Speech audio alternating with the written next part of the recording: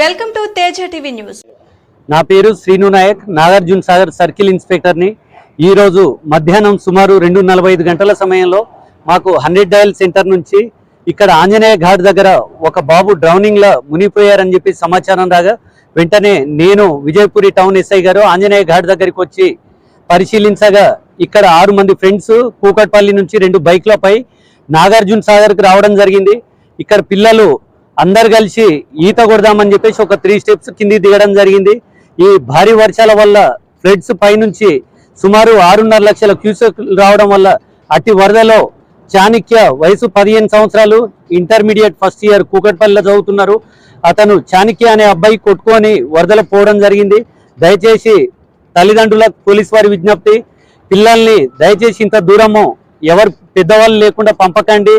Floating హెవీగా ఉండటం వలన యాత్రికులందరూ టూరిస్టులు ఎవరు కూడా నీళ్ళలో దిగొద్దని చెప్పేసి మనవి చేస్తూ ఉన్నాము.